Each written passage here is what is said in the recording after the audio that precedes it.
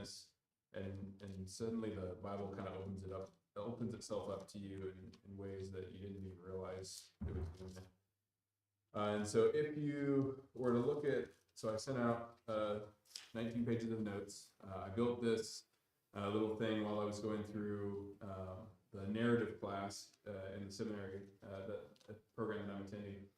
And basically they wanted us to go through and understand every narrative arc from Genesis all the way to Acts, understand how these things are structured. For every narrative, there's a beginning, a middle, and end. And so I built one of these for almost every book of the Bible, which is super helpful now. It was really a pain to do it when I was doing it. But I'm very glad that I did, because it's a super easy way to refresh and remember what all these things you notice. Woo, a little hot. A little hot. Yeah. All right. That was all right. Maybe just a little quieter. Test, better. Still very loud. Just a little, okay, that's better. Okay, because I have this microphone up here too.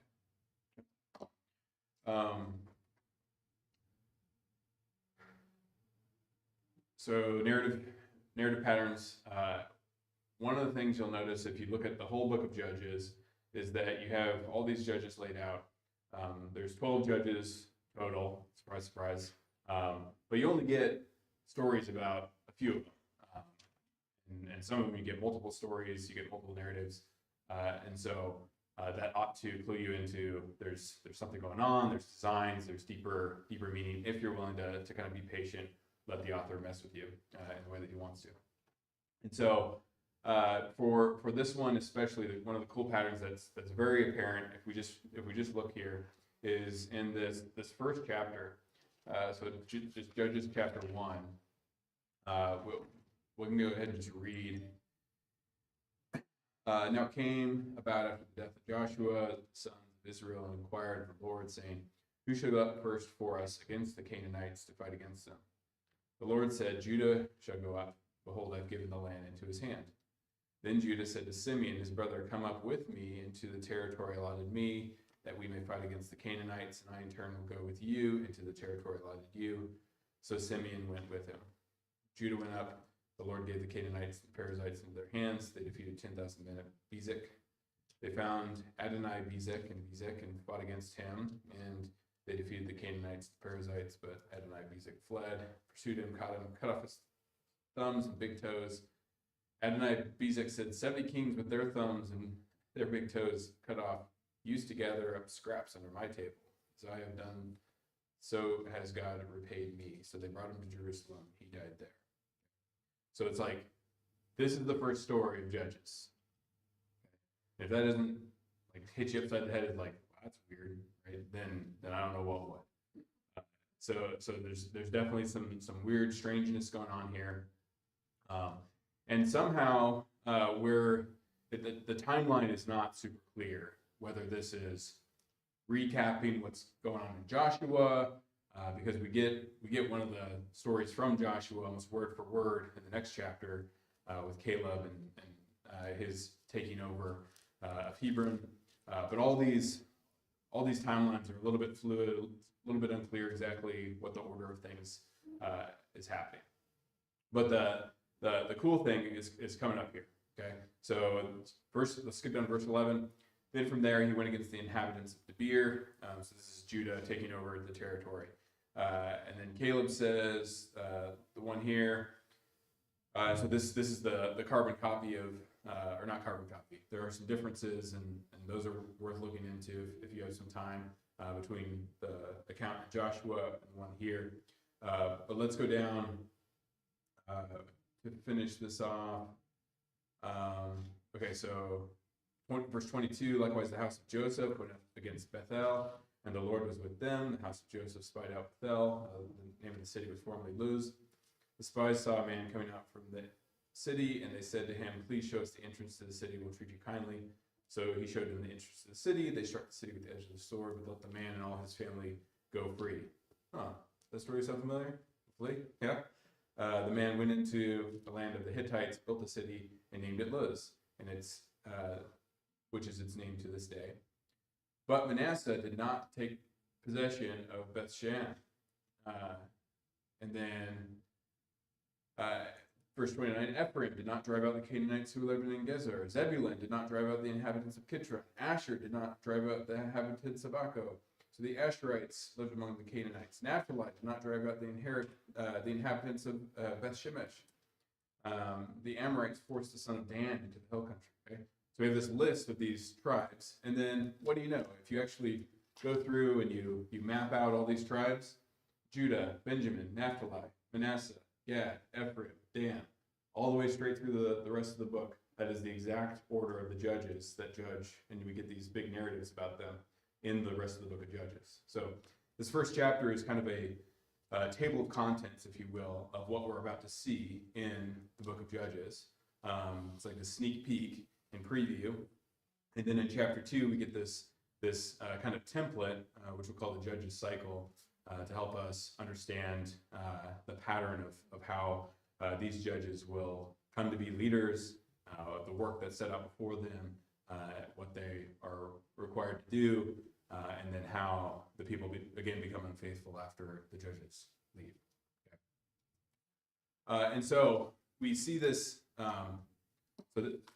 hopefully that kind of makes a little bit more sense, and sometimes just getting some handholds pointed out to you in a book like Judges is a very helpful thing to do before you kind of start diving into it, just so you know kind of where to hold on to and what to look for as you're going through the rest of it. And again, a lot of this stuff is just slowing down, paying attention, noticing these bigger patterns, looking at the names, not just ignoring them as we roll through it, and then you'll be able to see some of these important details. And so that's all I have to say about the recap, the structure. Hopefully that's a helpful way to organize Judges. Now what I want to do is get into our discussion that we're going to have this week. And so based on your reading of Judges, what do the people need most? Do they need a faithful leader, right? A judge or a king that's more faithful than the ones that they've been given? Do they just need to be more faithful followers? Do they need less foreign influence? So if they had just kicked out all the people at the beginning like they were supposed to, or do they need to be better and faster in their repentance when they do fail? Okay. And like we did last week, I challenge you to take a stand. What do you think is the most important? Clearly, this is the pattern that we've seen is all four of these things. But what is the book's argument? What is the author of Judges, based on all that you've read in Judges, what is his opinion of what the people need, and how do you know? Please provide some evidence.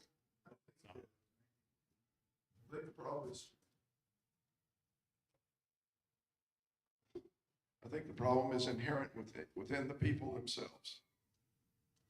How do you know that?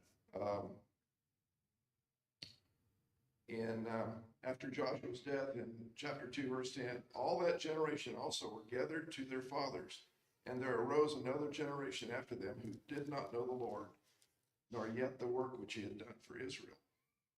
That is so reminiscent of Pharaoh. And the outside problem for Israel back in Pharaoh's day was there arose a Pharaoh who did not know Joseph. Now the problem was inside Israel, there arose a generation that did not know Yahweh. So I think over and over, the problem is inherent. They themselves are their worst enemy. Anyone agree?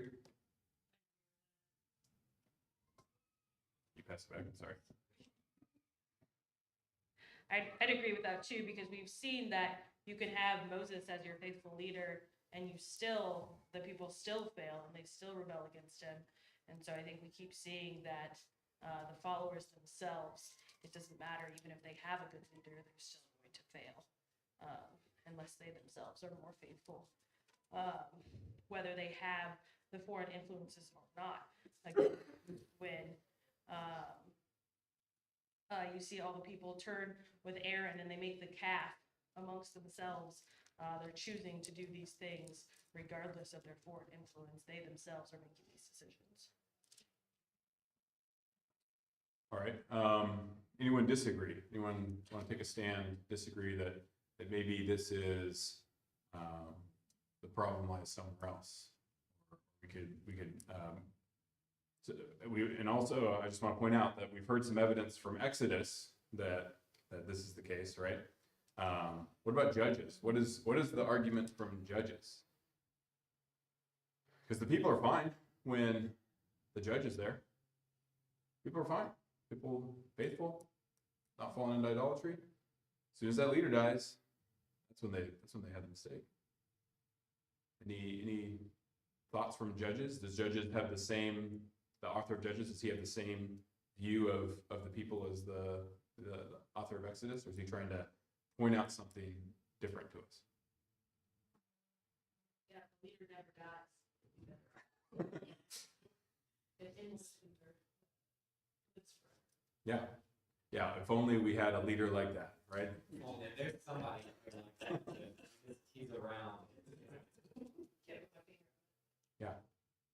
Well, yeah, so hopefully we can see that maybe the author of Judges is pointing out that, yes, you need a good leader, and you need one that is better than the ones that you get here, right?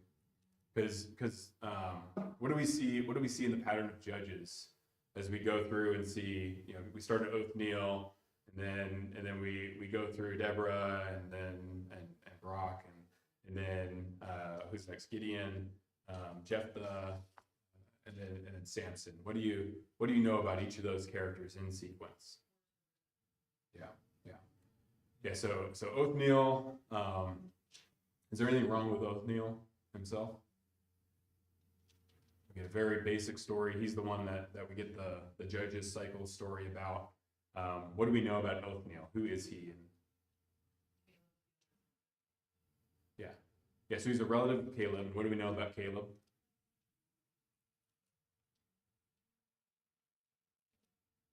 He has a mixed Judean. Yeah. Yeah, he's a Kenizzite or Canaanite, or however you say that. And so he is this foreigner who's been brought into Judah, but who's powerful. He's the one that slays the giants in the hill country, and then leads the people into this promised land, which is great.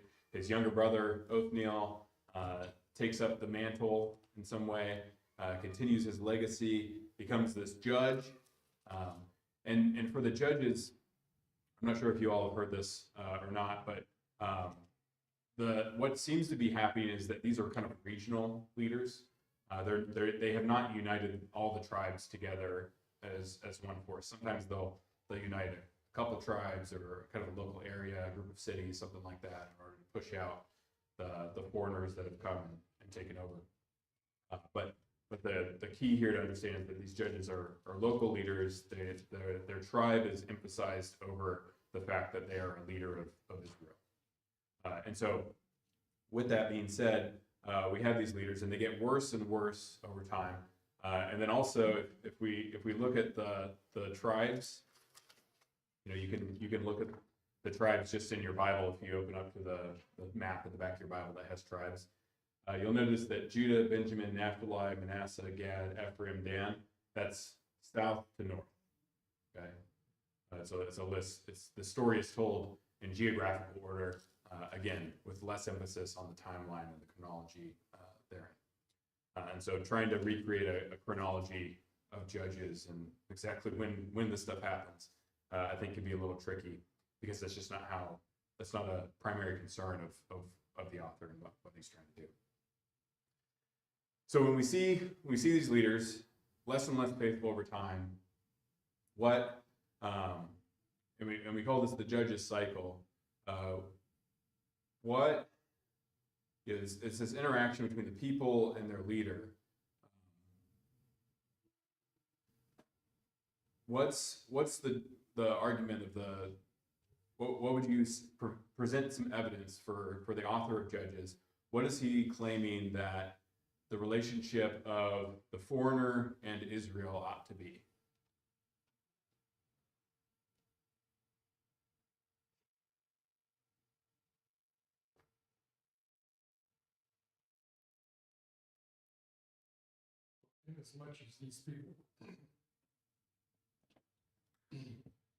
Inasmuch as many of these peoples and civilizations were advanced beyond Israel. Israel is still in the Bronze Age, and these folks, many of them are in the Iron Age already, and their development of their technology and their development of their governmental entities and their cooperation between one another. Israel has to learn all of these lessons, basically kingdom by kingdom by kingdom, as they conquer them. And in this particular instance, God needs to be more of the focus, and they tend to be shifting more toward the focus of the civilizations and the regions that they've been specifically told not to have contact with. So the overarching problem is that the development of these particular countries have led them into technologies, into religious practices that are exceedingly wicked. Child sacrifice and human sacrifice and all kinds of licentiousness, but they're not close enough to God on a first-person basis. Their relationship with God used to be with a priest or two, maybe with a patriarch for a while, but no longer do these people have individual relationships with God's word and with the covenant that God established. And it just gets worse as they spend more time with the individual nations that they butt up against. So you would say that the argument from Judges is that they are spending too much time with and being influenced by the foreign nations around them. Sure, all of a sudden they're prosperous. For however many hundreds of years they were struggling to survive on the basic content of a little bit of manna and a little bit of water. Now they stroll into towns that are completely built, farms that are completely functional, and communities that are not even their own communities, and they're enjoying the bounty of the land, but all of that has drawn them further and further away from God. It's in their genes. They basically, while they were in captivity in Egypt, it was in their genes to actually depend upon a Pharaoh.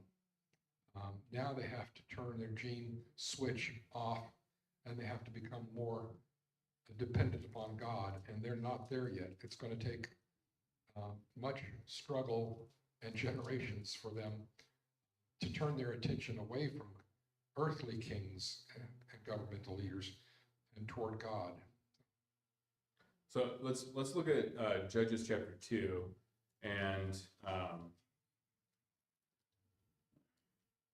let's just read through the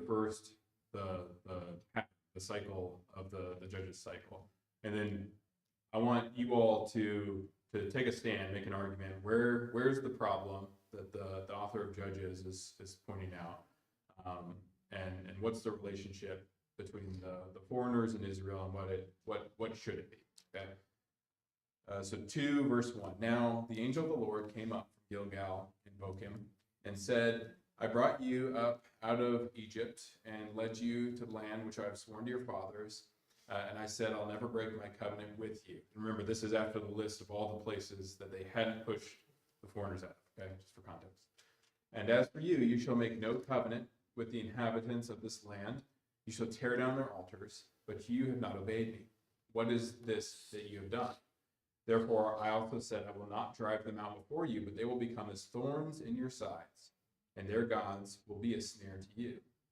When the angel of the Lord spoke these words to all the sons of Israel, the people lifted up their voices and wept. So they named that place Bochim, and there they sacrificed to the Lord. Bochim means a cry. When Joshua had dismissed the people, the sons of Israel went each to his inheritance to possess the land. The people served the Lord all the days of Joshua and all the days of the elders who survived Joshua, who had seen all the great work which the Lord had done for Israel. Then Joshua, son of Nun, the servant of the Lord, died at the age of 110. They buried him in the territory of his inheritance in Timnah-Heres, the hill country of Ephraim, north of Mount Gosh. All that generation also were gathered to their fathers, and there arose another generation after them who did not know the Lord, nor yet the work which he had done for Israel. And the sons of Israel did evil in the sight of the Lord and served the Baals. They forsook the Lord, the God of their fathers, who had brought them out of the land of Egypt, and followed other gods from among the gods of the peoples who were around them, and bowed themselves down to them. Thus they provoked the Lord to anger. So they forsook the Lord and served the Baal and the Ashtaroth. The anger of the Lord burned against Israel, and he gave them into the hands of the plunderers who plundered them, and he sold them into their hands, their enemies around them. Wherever they went, the hand of the Lord was against them for evil, as the Lord had spoken, and as the Lord had sworn to them, so that they were severely distressed. Then the Lord raised up judges who delivered them from the hands of those who plundered them. Yet they did not listen to their judges, for they played the harlot after other gods, and bowed themselves down to them. They turned quickly aside from the way in which their fathers had walked in obeying the commandments of God, and they did not do as their fathers. When the Lord raised up judges for them, the Lord was with the judge and delivered them from the hand of their enemies all the days of the judge. The Lord was moved to pity by their groaning because of those who oppressed and afflicted them. But it came about, when the judge died, that they would turn back and act more corruptly than their fathers in following other gods to serve them and bow down to them. They did not abandon their practice or their stubborn ways. So the anger of the Lord burned against Israel, and he said, because this nation has transgressed my covenant, which I commanded their fathers, and has not listened to my voice, I also will no longer drive out before them any of the nations which Joshua left when he died, in order to test Israel by them, whether they would keep the way of the Lord to walk in it as their fathers did or not. So the Lord allowed those nations to remain, not driving them out quickly. He did not give them into the hand of Joshua.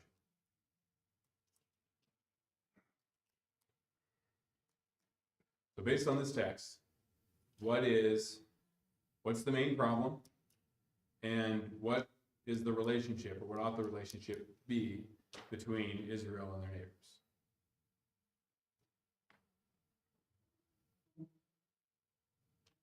Carter?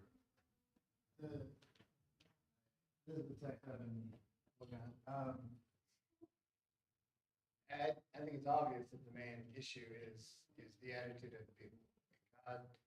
God even says in there, right, like, what verse was that, where they did not get their practices, they went back to their practices when the judge was dead. And 17. yeah. 17.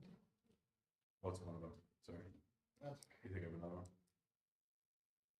Yeah, 19. Whenever the judge died, they turned back, more corrupt than their fathers, going after other gods, serving them, bowing down to them. They did not drop any of their practices or their stubborn ways, right? So that seems to imply that these are their practices and their stubborn ways, right? And all that these judges, these human judges are doing is putting some kind of stopgap in what is this stubborn way of these people, right? And so, like I said, the text seems to very much imply that the people are the issue, the attitude of the people are the issue. And no matter how many times we bring up these human judges to temporarily combat that stubbornness and those practices, it's always going to end up being a failure until what is the final goal, right? Which is the eternal leader, that sort of thing. But I'd love for you to correct me if I'm wrong. Man, it just seems like their relationship with the foreigners ought to be one of influence as opposed to being influenced. I think it's clear that God and the leaders, the author of Judges, wants them to be an influence, but it seems pretty clear that they don't have that ability on their own to be that influence on the surrounding nations. So that if they are going to be contacted by the surrounding nations, they're going to be affected by the surrounding nations, and they're going to be. What do you all think? Agree? Disagree? Those are the two key issues. So it's the people Yes? And then the enemies, we ought to be amongst us, but we influence them instead of them pulling us away from our God. Yes, Beth? Something that bugs me about this pattern over and over is one generation is faithful and the next generation isn't, is where were the parents and the leaders of the families to keep the faith growing and taught to the next generation? It always bugs me when I hear this. Okay. I blame it on the families or the patriarchs, the grandparents. I'm one. Yeah, what's the relationship between a leader, a family, of a tribe, of a nation, and the faithfulness of the next generation?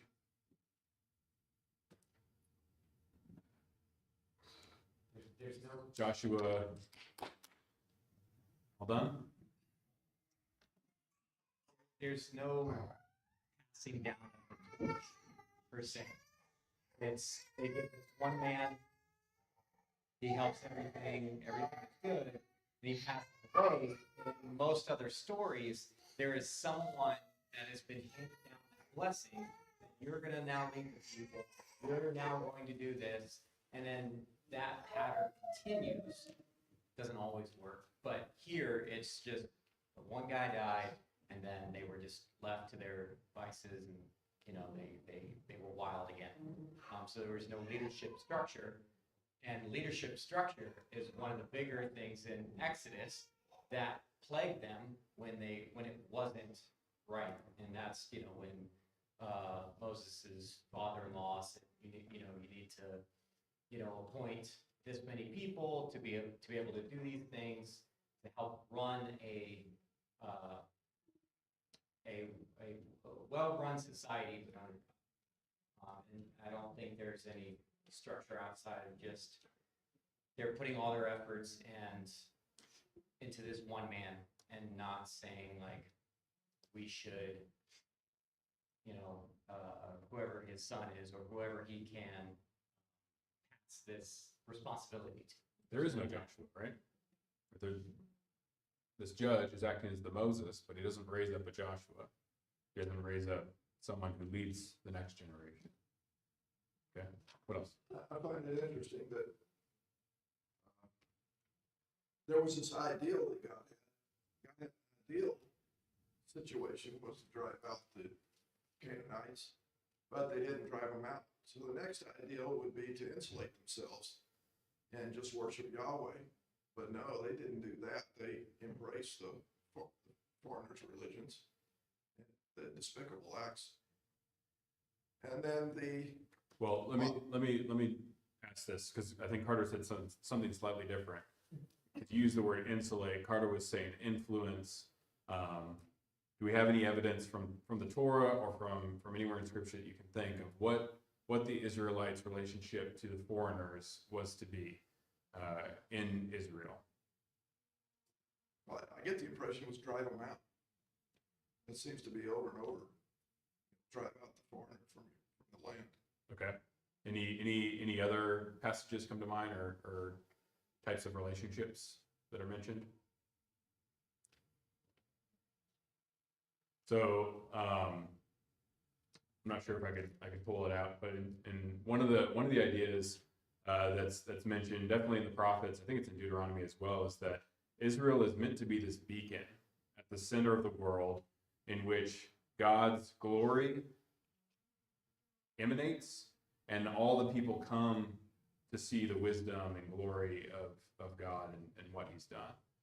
And so for Israel, that was the ideal, was to drive out these foreigners and their detestable practices, and then be this place where so much goodness and righteousness and mercy and justice was at, that people would come from far and wide to see what's going on over there. And that's what you see, especially in Solomon's kingdom, right? Is that's kind of the point of the Queen of Sheba. She comes in order to see what Solomon's up to, and she's the Queen of the South, right? She's coming from the farthest edges of the earth in order to see what is going on up here in Israel, and then she goes back, leaving astounded that this things are so good there, and there's so much wealth and prosperity, but also righteousness and justice from top to the bottom.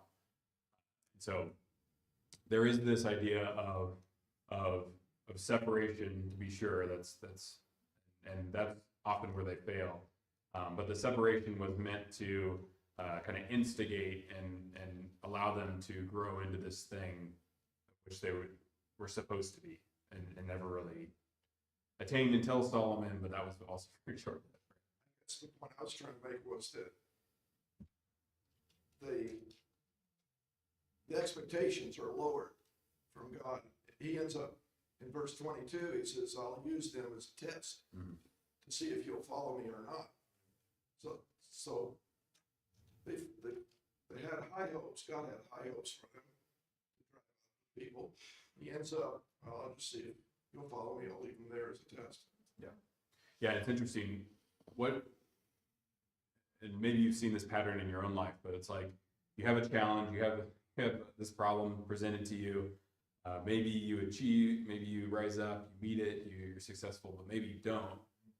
But then there's more problems, right? And maybe they're thornier, maybe they're worse, much worse now than if I had just done what I was supposed to do in the first place, then now I wouldn't be having to deal with all this other junk. Maybe that's not a pattern that you see in your life, but that's something I see in my own life for sure. Well, we have the law, the covenant that's well known to everybody, but on a practical day-to-day relationship, there was quite a bit of leakage in their religion and their practice. Their leakage in practical terms was that the sons of Israel looked at the daughters of these men around and saw them to be desirable, and they just basically, on a practical basis, ignored the laws themselves. They didn't touch on this relationship very solidly. And so these men actually went out and joined themselves to the foreign nations through the daughters. And of course, strange women, strange practices, strange relationships, all of those must have had their influence on the young men of Israel. And then the fathers of the sons of Israel saw the opportunity to take their own daughters and trade their daughters for the wealth of the nations around them. And so this kind of leakage is pointed out as one of the underlying problems that influences all of these relationships. When we're talking top down, when we're talking about, you destroy the people top down, that by definition, that means the daughters and the influences of marriage relationships, influence of illicit relationships and everything else. But those relationships are bottom up, pardon the pun, but these people didn't apply what they learned from God practically in their day-to-day life. Basically, the fathers tolerated it, and the children practiced it in excess. And that's a basic tenet of a lot of, I think Bill Gothard says what the parents practice, or what the parents tolerate, is what he says. What the parents tolerate, the children learn to practice in excess. So that's what happens through here if you don't draw a line and stand. You may not have to insulate, you may not have to isolate, but at least you have to draw a clear, bright line. And they didn't do it. Let's, for the last couple minutes of class, just think about the last few chapters in Judges, okay? And so there's this strange story about Dan, this priest that's a Dan, and he leads this group up to this territory that they were not supposed to be in, and they set up this whole thing, which eventually is the implication is it kind of becomes this northern temple after Solomon's day. That this is kind of the precursor to that. So that's the first story that we get in the ending, or is that the second one? Sorry, yeah, that was the first one. And then the second one is this strange replaying of Sodom and Gomorrah in the tribe of Benjamin. Okay, and so just one more time, reconsider what we've been thinking. If you were the author of Judges, you were trying to convince someone of something, why would you tell these two horrifying stories back to back, where this one tribe kind of goes astray and sets up this temple with a Levite that's kind of being paid to do this idolatry, and then this second kind of longer and much more horrifying story of a repeat of Sodom and Gomorrah, and then this destruction of an entire tribe of Israel, basically, in reaction to what had happened. What is your point? What is the author of Judges' point in conveying these two stories at the end of this very kind of tough downward spiral? You can think of it. People call it the Judges cycle, but really there's this thing that Carter pointed out, right? This worsening each time, and the judges get worse and worse, and things happen that are worse and worse. Why do we get these final set of stories? No judges mentioned, just bad stuff at the end. You have the microphone. I think it can be simple as societies that are disobedient to God lead to destruction. No matter who's put in charge, judges is given, no matter what type of war or how these people passed away, disobedience to God leads a society either in one generation or 10 generations into just complete destruction, to Sodom and Gomorrah. It's the end of sin for those who are disobedient and turn away from God. The end, you mean like It is the eventual end of following sin. And the longer you let it fester in your generations, to your sons' sons, you start to lose that knowledge of God, and